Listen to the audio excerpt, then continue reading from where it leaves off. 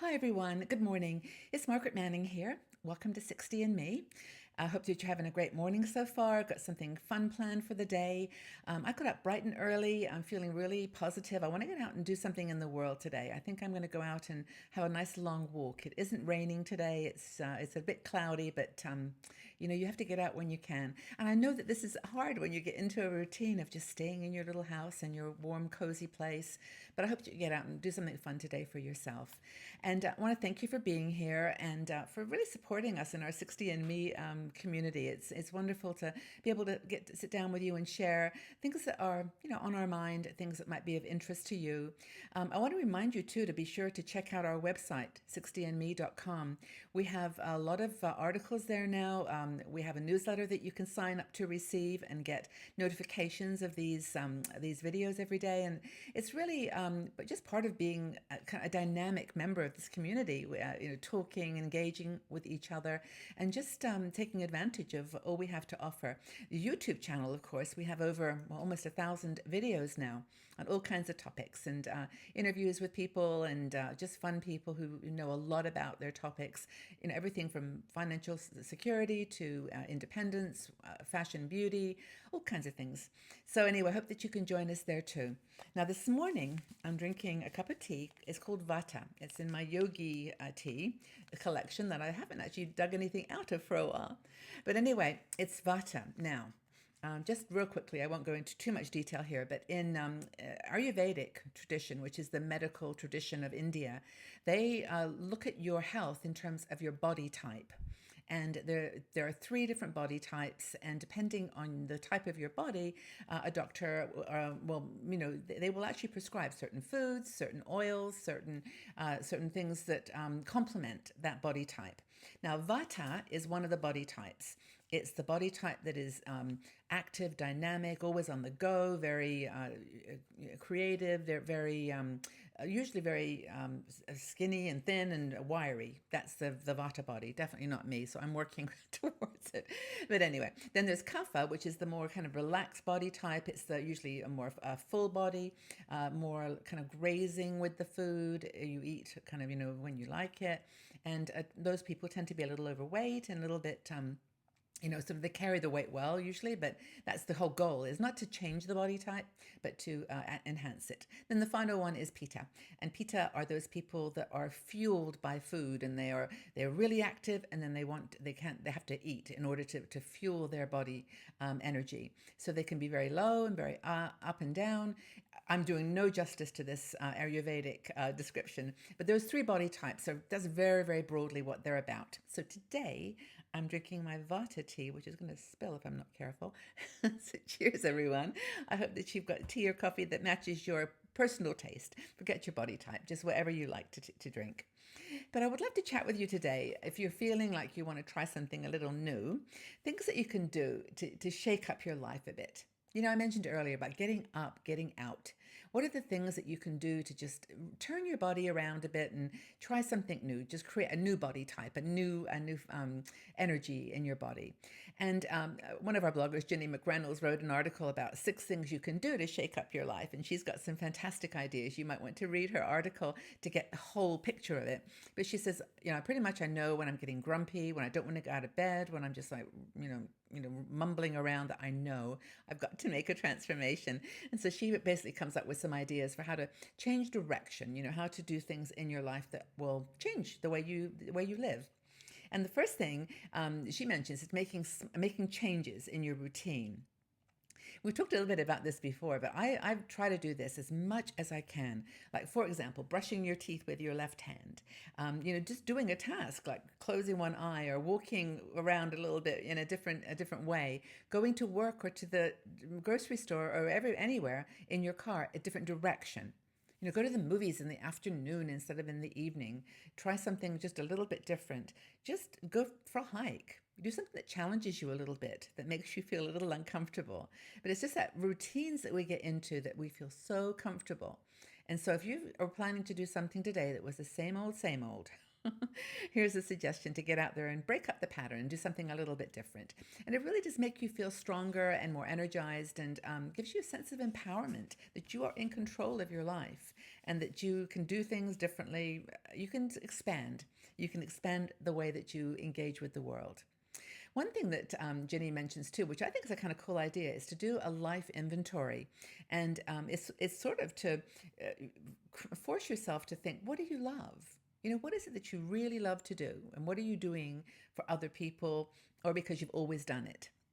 And so basically her idea is to take a piece of paper and fold it down the middle. And on one side, write all the things that you love to do. And on the other side, all the things that you don't like to do, that are like interesting or non-beneficial to your life. And once you've done that, you then can look at the list and you can say, okay, what are the things that I can change? You know, if I don't like doing this, then how can I change it? And if I do love doing this thing, how can I do it more? You know, how can I do the things that are going to make me happy?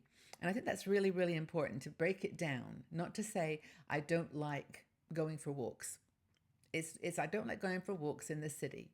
You know, I don't like going for walks where there's a lot of traffic. I mean, be very specific about the thing that you don't like, because if you love walking in the park, even if it means having to get on a bus and go to the next little place, next town or whatever, to be able to walk in a park, do it. I mean, that's the kind of the idea, is to actually make a list of the things that you love to do, things you don't love to do, and then choose. And that's the key word, actually, is choose. You have a choice. It is your decision, your choice. You can do whatever you want to shake up your world. And if you don't, then you are honestly committing yourself to the same outcomes. If you're looking for different outcomes, you got to do different things. You got to shake it up a bit. I like that word. I like that sense of shaking it up, you know, like a snow globe. Where you get, everything's beautiful, there's the nice winter scene, and then suddenly you turn it upside down and there's snow everywhere, and it's like, it's really different. Shake it up. Control what you can control. This is a really key thing. And I think that Ginny's point, which I really appreciate, is that you really can't control something, and there's no point craving it. You know, if you can't have something that you really, really want, that's on your list, I love driving beautiful cars, and you can't afford it, then you've really got to not crave that.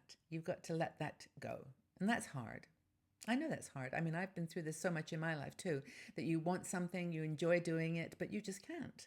I would love to go on a world cruise. I'd love to go on a round the world cruise and be gone for 3 months traveling the world. And I don't have $40,000 to do that. So I'm not going to crave it. I'm going to plan, think about it, dream about it, maybe research about it, go virtual traveling, take shorter cruises. But, it's just what it is. And so I think that knowing what you can control, that's how you can shake up your life too. Just put the things in focus that you can do. Another thing is to add something new to your life. Now, I'm not saying go out and buy a dog or a cat or do something really crazy, but if you're bored, it's not a matter of getting something new.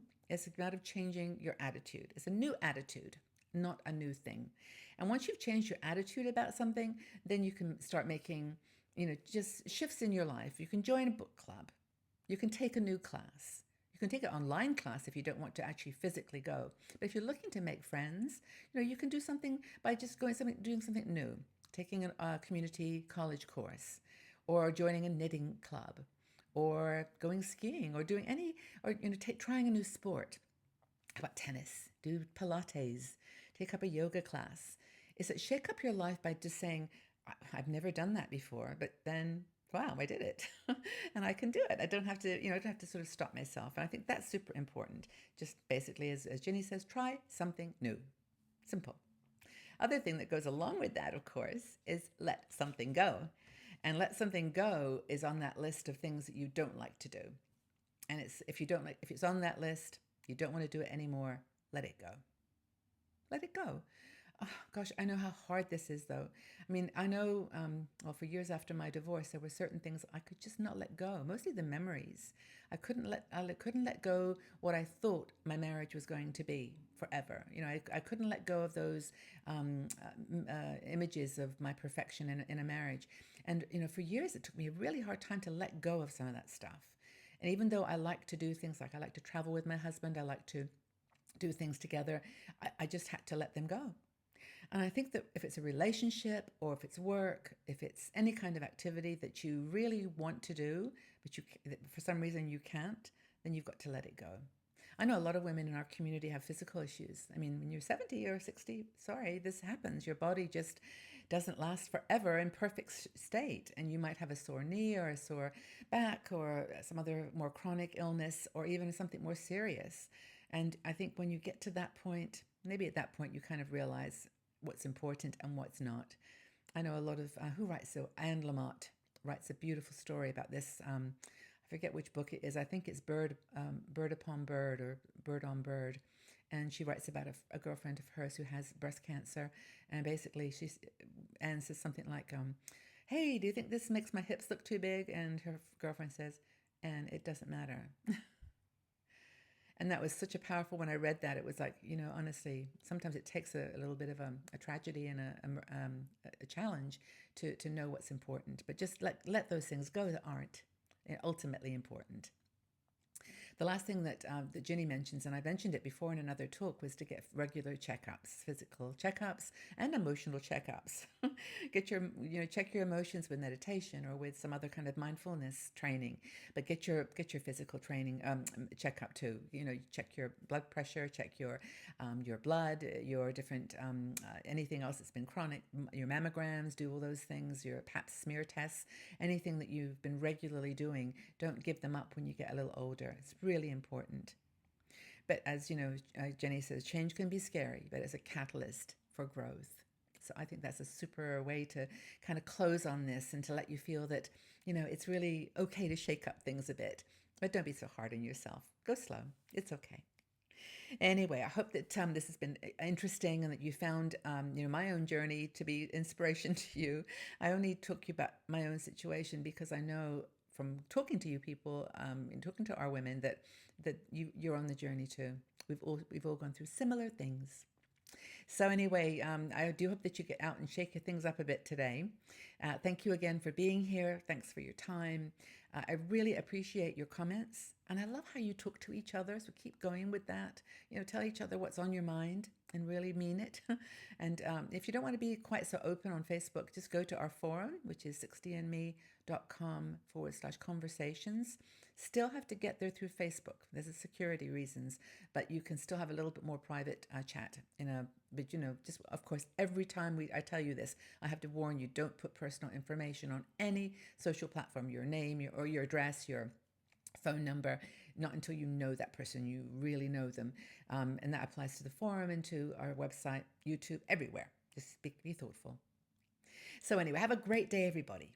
Go shake something up, have fun, and tell us what change do you think you could make in your life to make it more interesting. I look forward to reading your comments and to joining in with you, and I just hope you have a fabulous day, and I'll see you all again very soon. Bye-bye for now.